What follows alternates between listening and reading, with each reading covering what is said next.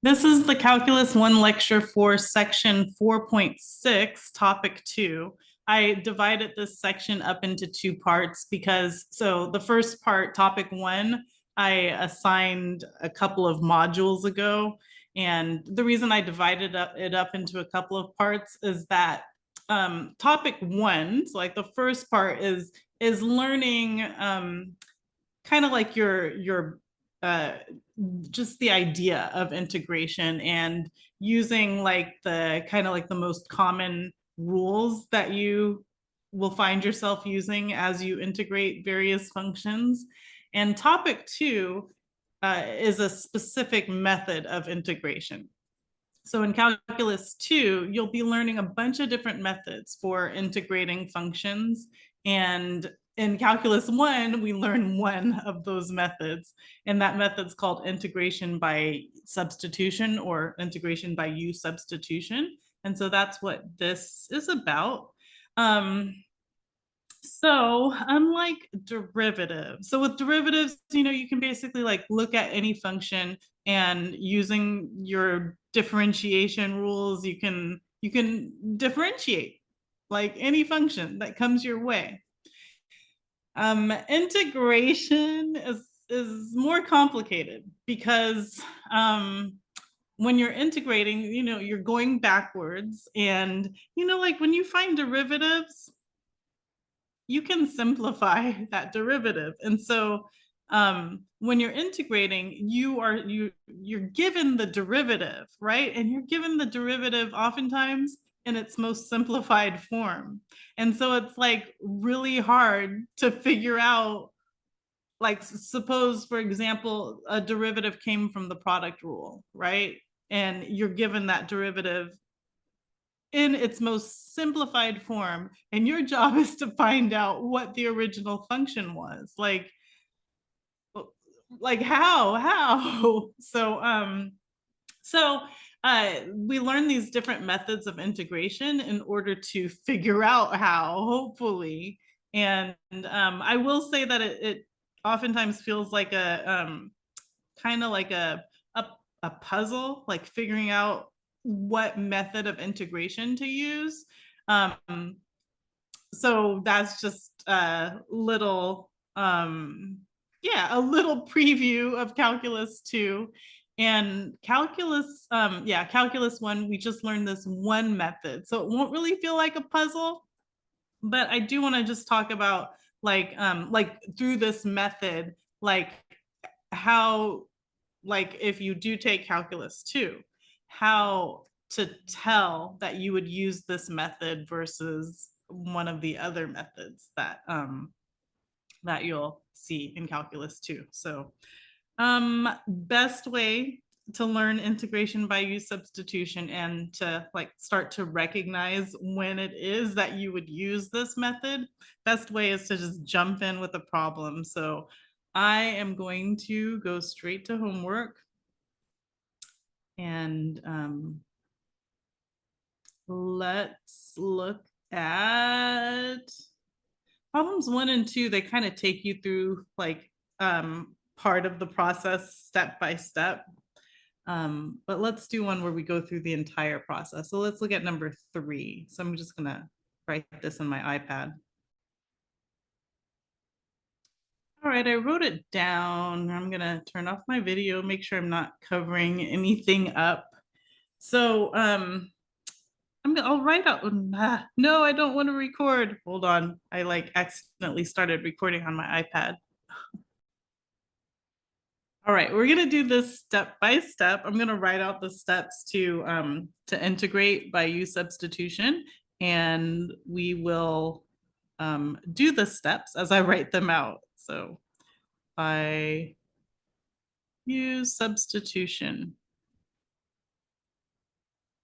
The first thing you want to do, and this is kind of where you recognize that use substitution might be the best method to use. The first thing you do is you scout out the problem. I don't know if those are the right words to use, but you look at the problem. Like, look at the problem, give it a good look, and see if you can find within the problem a function whose derivative or multiple of that derivative appears in the function. So here's what I mean before I actually write out this step. Here's what I mean. So like if I look at x cubed minus 8, just looking at this, and I find the derivative of this, which is the derivative is 3x squared, right? Notice, so if I find that this derivative appears in the function as just another part of the function, that's a big, big hint that integrating by u substitution is a method that could work. So it's always like, could this work? It's that's kind of how you feel when integrating. It's rarely, oh, this is definitely going to work. It's like, oh, could this work? So one of the big hints that this method, u substitution, could work is if within the function you see an expression whose derivative or multiple of that derivative appears in the function. So the first step is all about what I just talked about. So you're going to let u equal whatever expression you see within the function whose derivative or multiple of that derivative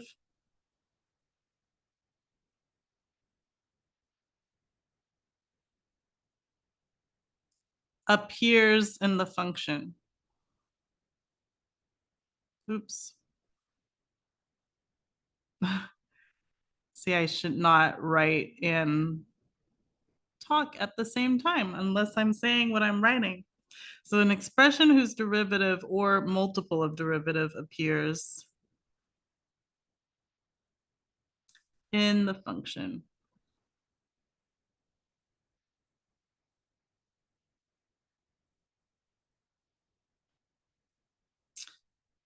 So in this case, like I'm going to let my u equal x cubed minus 8. Because as I was just saying, if we look at the derivative of that, we get 3x squared. And that is a multiple of x squared. So you want to let u again be the expression whose derivative appears in the function. Once you've done that, then you're going to go back to way back to, I think it was section, I don't remember, 2.8, I think it was, where I talk about differentials. And you're actually going to find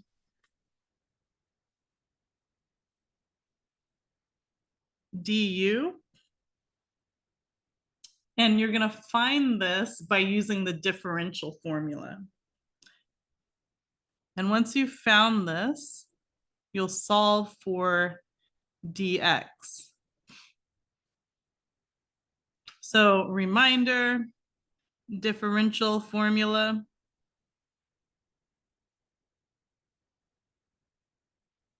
Seems so long ago.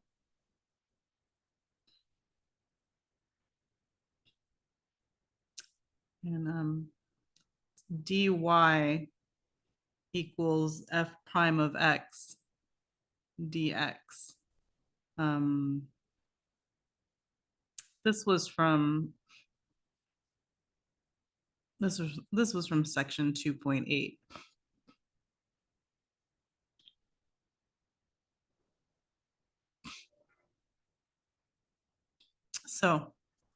So we're going to use that formula to find our du.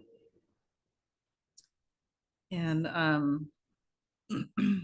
given our u is x cubed minus 8. So we get to say that our du is, it's going to be, well, I guess in this case, say u prime dx. So use this as your, let me just write this as your general formula for du. Right. It's the same differential formula. It's just in terms of u. So in our case, our du is the derivative of x cubed minus 8, which is 3x squared, and then we'll have dx. So I took the x cubed minus 8 and found the derivative of that to get the 3x squared, and then this is times dx. From here, we need to solve for dx. So once you have your du, solve for dx. So I'm gonna get my dx isolated by, here, I'm just gonna rewrite this.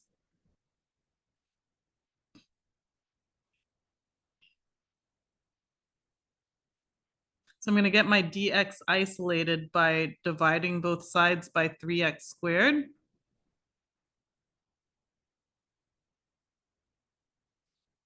So these cancel over here. And now I have that my du, or sorry, that my dx is equal to du over 3x squared. So that's the second step.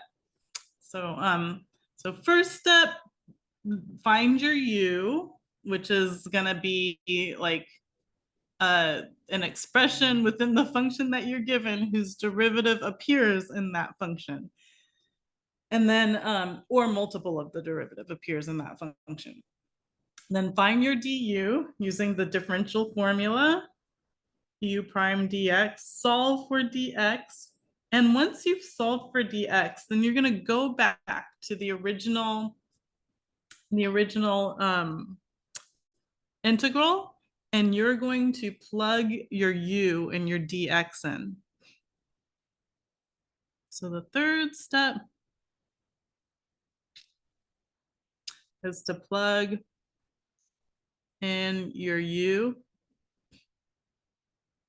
and your dx, and you're plugging these into the original.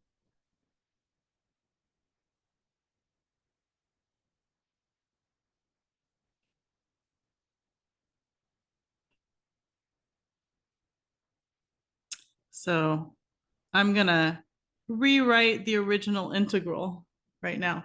Actually, I'm gonna use the copy and paste function, but it takes me a while. So I just spent a lot of time copying and pasting. I think it would have been faster for me to just write.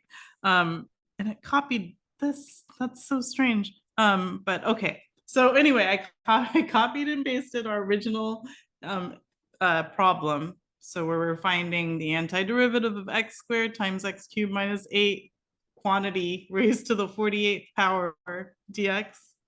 And so this next step, our job is to plug in u and dx into the original integral that we have. So I will end up with, when I do that, I'll end up with, I just have this x squared I bring down, but I'm going to replace x cubed minus 8 with u. So this is times u raised to the power of 48. And then one other replacement I'm going to make is I'm going to replace my dx with du over 3x squared. So I end up with this, du over 3x squared. And you might notice that something happens. All of the x's get canceled out. Because you can think of this x squared as like x squared over 1. And so that ends up canceling out this x squared down here. And what we end up with is the antiderivative of u to the 48 du over 3. And I'm going to rewrite this as the antiderivative of 1/3 u raised to the power 48 du. The reason I'm rewriting this is because of my next step, which will be to integrate. So, and I want it to like rewrite this in a way that makes it clear how to integrate this expression. I want to just make one little note right here before we go ahead and do the next step. And my little note is just that it can sometimes be hard to figure out, first of all, if substitution is going to be a method that works for you when you're integrating. And I mean, not in this case, not in this homework, because all of this homework is substitution, so you know that's the method that you're going to be using. But another thing that can be hard to figure out is what your u, what you want your u to be, like what u is going to work. And so once you get to this step is going to be an indicator for you to help you see whether or not the u that you have chosen is working or not, whether or not it's working. So just a little note, the way to know that you've chosen a good u is, first of all, if all of your x's cancel out, which that happened for us. So you know you chose a good u if, first of all of your x's cancel.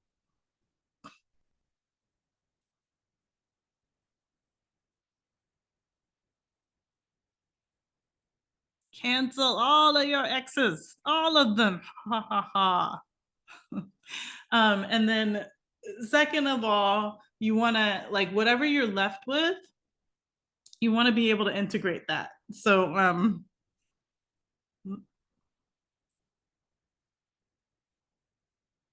so if you're able to integrate what's left,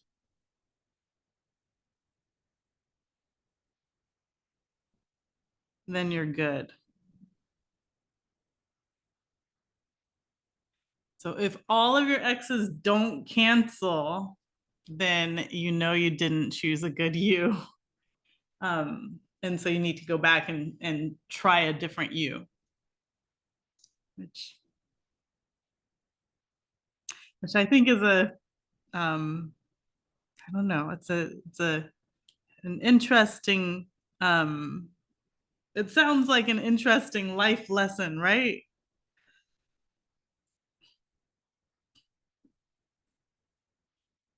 Like, if these two things don't happen, choose, like, if you chose a bad u, you go back and choose a different u, right?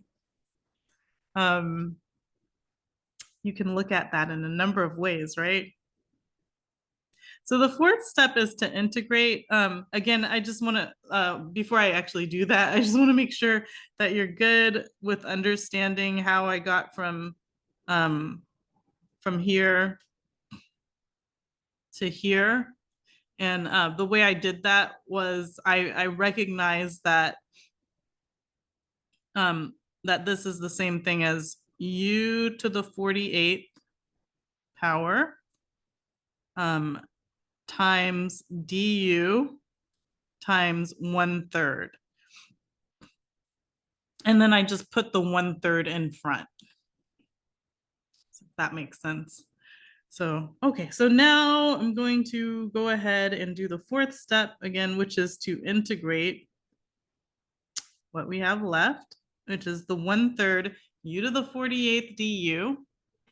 And I can integrate that. I'm looking at that. I'm like, oh, that's one of my nice little integration rules. I can use this rule right here, that the antiderivative of x to the n dx is x to the n plus 1 over n plus 1 plus c. So I'm going to go ahead and use this rule. So let's see. So when I integrate this, I'll have my 1/3, that just comes down. And then I have u to the 48 plus 1 over 48 plus 1. And then I'll have plus c. So just, let's see, simplifying this, I get u to the 49, well, 1/3 times u to the 49 over 49 plus c. And I'm going to go ahead and multiply my 3 times 49. And when I do that, let's see, can I do that? I get 147, right? 3 times 50 is 150. So 3 times 49 will give me 147. So that's the fourth step, integrating. I just did. And now the final step, we're still not quite done. The final step is to go ahead and rewrite this, what you got. Like, notice that the original problem is given to us in terms of x. And so your job, once you've integrated it in terms of your job is to go ahead and rewrite it again in terms of x. So you'll replace your u. Final step, replace your u with the original expression.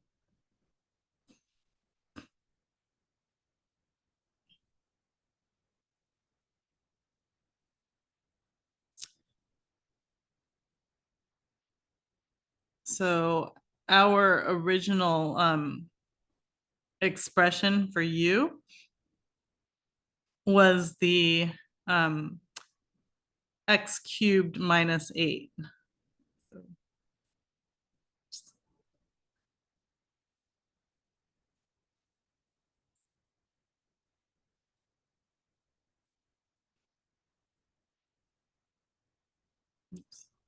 So here's my u. And so I'm going to take this and replace the u in my result when I integrated it, my function. I'll replace my u with x cubed minus 8. So I end up with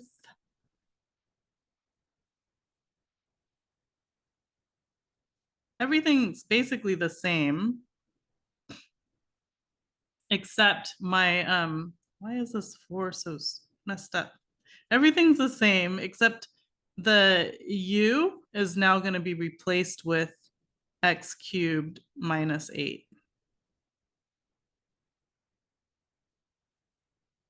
And this is my answer.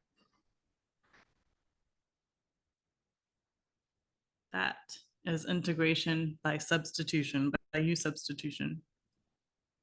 So I'm gonna go ahead and enter this. Let's see if it's correct. By the way, you can check your answer by actually finding the derivative of whatever you just found. since integration is backwards, but let's just go ahead and enter it here as the check. Over 147. They already have the plus C there, so we don't need the plus C. They already put it there for us. Let's look at another problem. Let's look at number 4. I'll go ahead and write this one down. So for this problem, so first step, let U be an expression whose derivative or multiple of derivative appears in the function. And looking at this problem, the first thing I'm noticing is that I have a natural log right there. And I know that the derivative of natural log of x, I know that that's equal to 1 over x. And I'm like, oh, look, I have an over x in this problem. So I'm going to pick for my u. And by the way, I know that the derivative of natural log of 5x is 1 over 5x. And then I have to use the chain rule. So I have to multiply this by 5, right?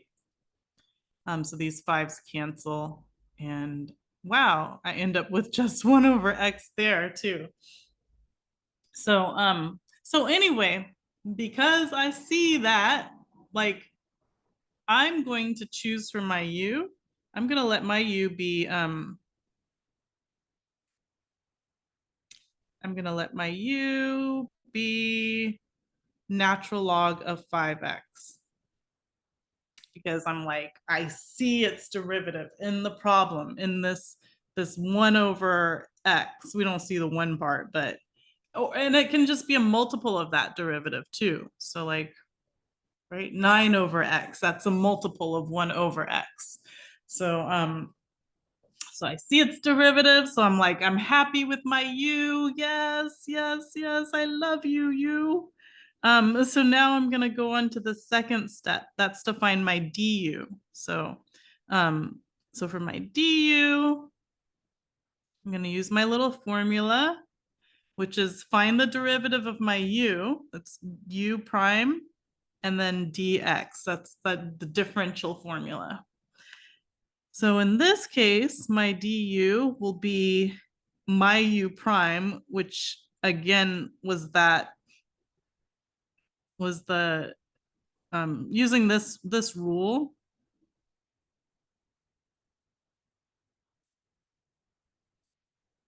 Which is the chain rule version of the natural log rule. So using this rule right here, I have my u prime is 5 over 5x. Same thing I did over here. I just did it kind of more step by step over here. The 5s cancel. And then I just will have my dx. So for my du, I end up, I get 1 over x dx. And not only do I find, so once I find du, then I have to solve for dx. So I'm going to solve for dx by multiplying both sides by x in this case, so that I can cancel out. So I can cancel out these x's.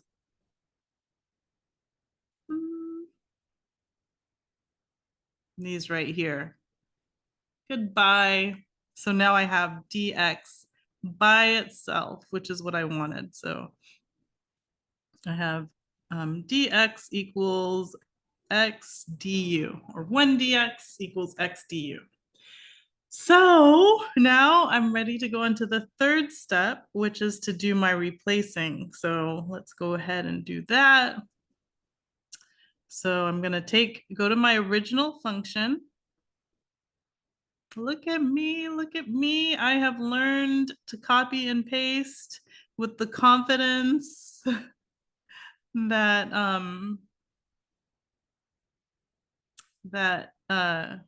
with enough confidence that I don't have to pause and then do this. Well, let's see. Oh, sometimes, you know what, the image, no. Let's paste it over here. There. Okay. So now I'm going to do my replacing, right? I take my original function and I'm going to do some replacing. I'm going to, let's see, replace my natural log of 5x. I'm going to replace that with u. So u is natural log of 5x. So this natural log of 5x, that's going to turn into a u. So I have definite integral of 9 over x, and I'm replacing that natural log of 5x with u because that is what I called u. I called u natural log of 5x. And then from here, I'll also replace my dx with what I just found dx to be. I just found out that that is x du. So I'm replacing my dx with x du. And then I am happy. I'm happy because what do I see? I see that my x's get canceled. Haha. Goodbye, x's. And I'm just left with 9. So the antiderivative of 9 over u du. Like that's what I'm left with. And I wrote it this way so that it would be clear to me how to do the next step, which is to integrate. So I just stuck the du off to the side. And now my job is to integrate, which means I need to figure out what function has a derivative 9 over u. And I'm going back to my natural log, right? I know that the derivative of natural log of x is 1 over x. So that is, I'm going to use this rule to integrate. And remember, integration is this backwards. So for us, we'll have, so this 9. Oh, by the way, you know what? One thing that you might find helpful is to rewrite this as 9 times 1 over u and then du. That way it might be more clear when you integrate that you're going to get 9. That 9 is just going to come down, and then you'll have natural log of u plus c. So, and we know, again, the derivative of natural log of u is 1 over u. So again, you can check your work by actually differentiating whatever you got and making sure that the derivative of whatever you got is indeed the original, like what you were integrating. So from here, we'll go into the final step, which is to, like, here's my answer, 9 natural log of u plus c, but I need to write this in terms of x. So I go to, again, what my u was in the beginning. My u was natural log of 5x. So I'm gonna replace, so I'll copy this, paste this down here. Oops. Paste it right here. My u is natural log of 5x. So I'm going to take my u, I'm going to take this natural log of 5x right here and replace this u with it. So I end up with 9, whoa, natural log of 5x. Oh my goodness. And then plus c. Whoa, that is a messy function. I was about to say another word. I don't usually cuss, but it just like it was in me to say another word. That was a messy function. But I'm gonna be professional. I will not say that word. They already have the plus C here, so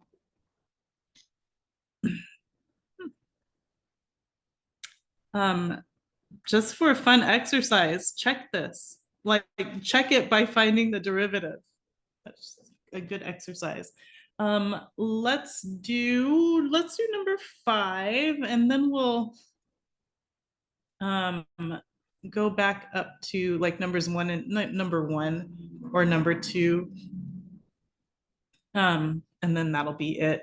Number 1 and 2, I feel like those they're actually less work than what we've been doing, but I just want to make sure that you know how to approach it. So like it looks kind of like more, but it's actually less. So anyway, I'm going to copy down number 5, then we'll work through this one, and then we'll look at number 1. All right, for this one, I'm looking at this one, and one thing I want to point out before I actually start this is I want to make sure that you know that this expression right here, it's the same as this expression right here.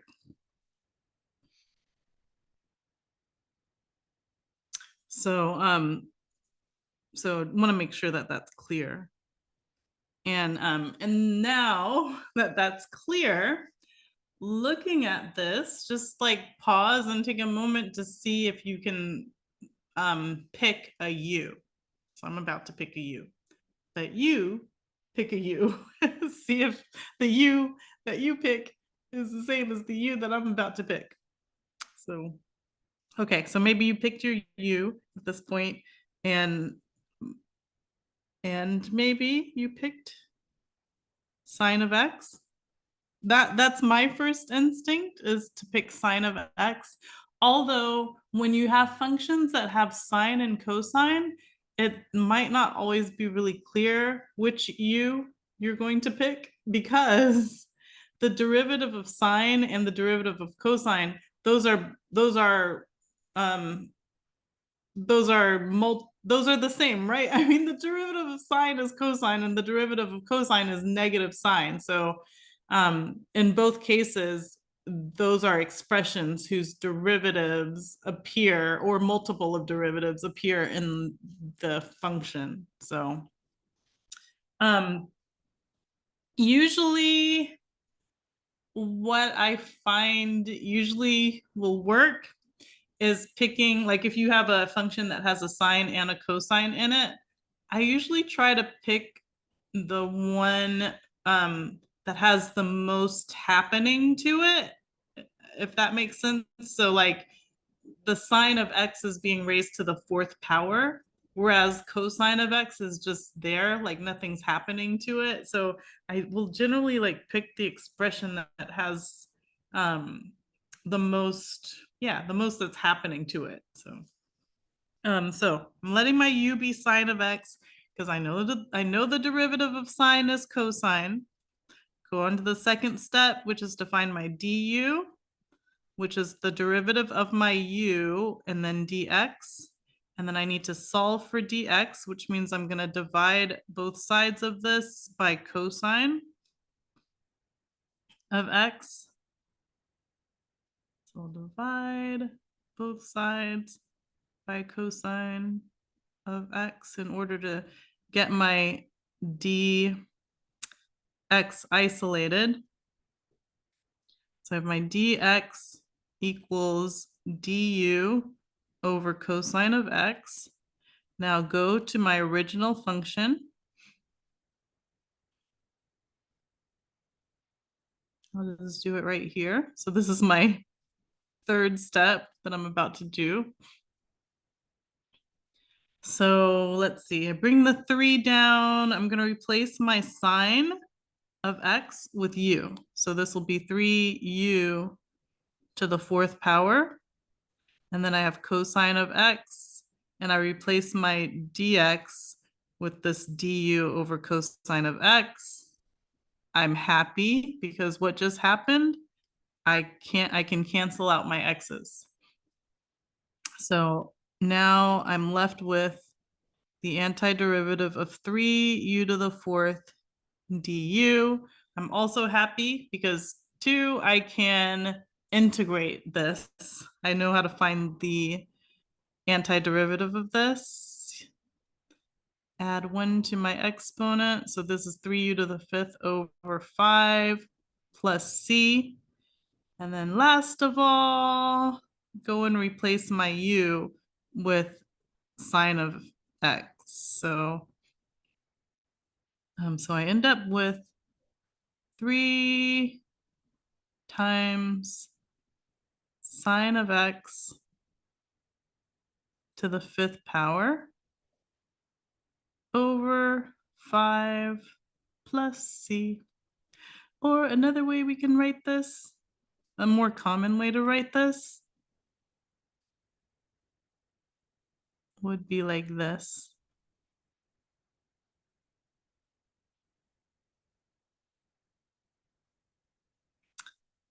And I believe this is correct. Here, I'm gonna check it. I'm gonna check this. I'm gonna check this instead of entering it in the homework. I'm gonna check it myself. So the way to check your work is to take your function. I'm gonna take this form because it's easier to see what to do. So take your function and find the derivative of it. So I'm finding the derivative of 3/5 sine of x raised to the power of 5 plus c.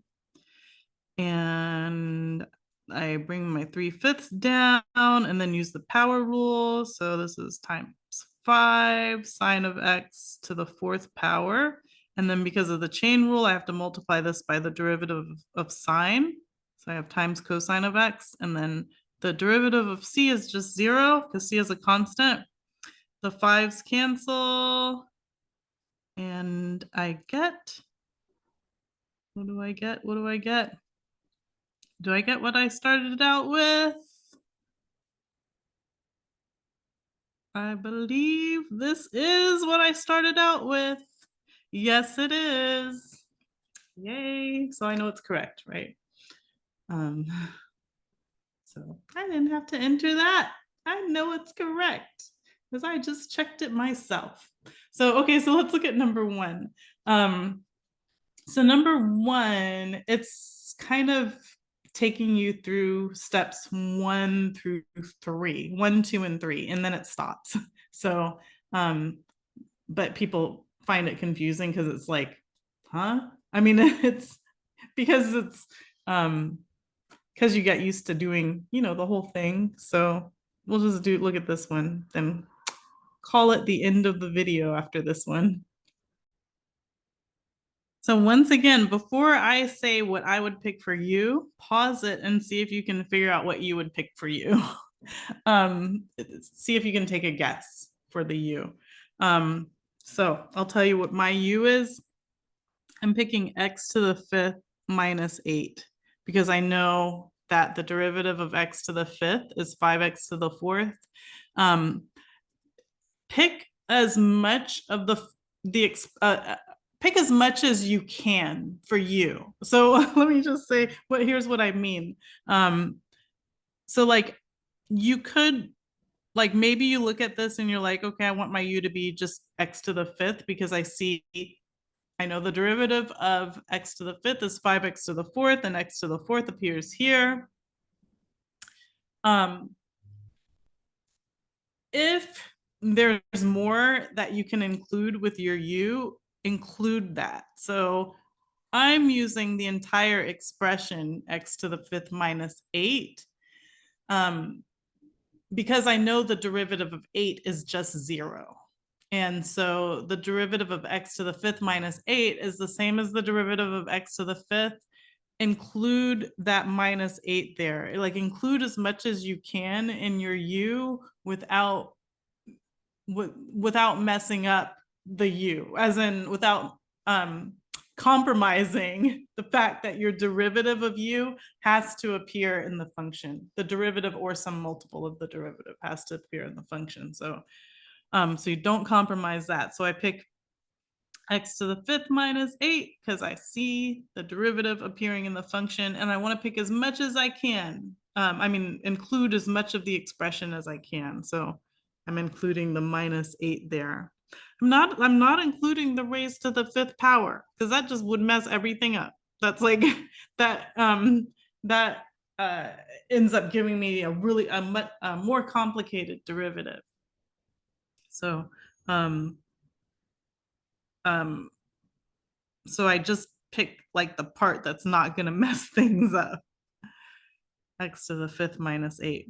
So from here, I'm going to find my du. Oh, I think that was the first part of the problem. I'm not going to go through the whole problem. I was about to go through the whole problem, but we'll just do, we'll do the whole, we'll do this problem, all of number 1, which stops mid problem. So my u, x to the 5th minus 8, and then it's asking us to find our du, which is my second step. So my du is 5x to the 4th. I find the derivative of my u and then dx. So we go ahead and enter our du here. Oh, it already has the dx there. So I just have to enter 5x to the 4th. And then last of all, it's asking us to perform the substitution.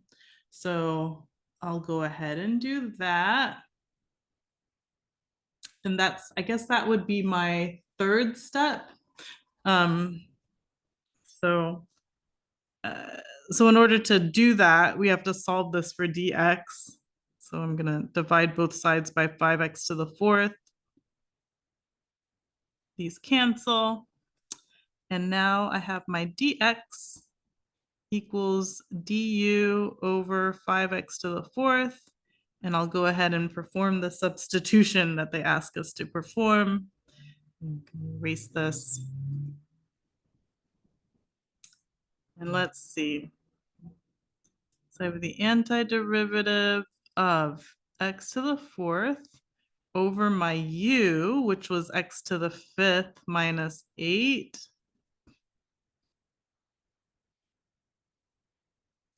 This is raised to the 5th power. And then my dx is du over 5x to the 4th. And yes, haha, my x's canceled again. I get a lot of joy out of that. Not just because I can do the math, but also because I get to think about canceling my x's. So I have 1 over u to the 5th and then times du over 5. You can enter your answer like this, I'm sure, but the way I want to enter this, I'm going to enter this like this, 1 over 5 u to the 5th du. I like to have that du just like off to the side. You know how we're used to seeing it. The change in this case, it's u. Oh, and look, they have it off to the side, right? Because that's how we're used to seeing it. There we go. I hope you're able to do your versions of these problems. If not, come to our work session or send me an email or message. Take care. Bye.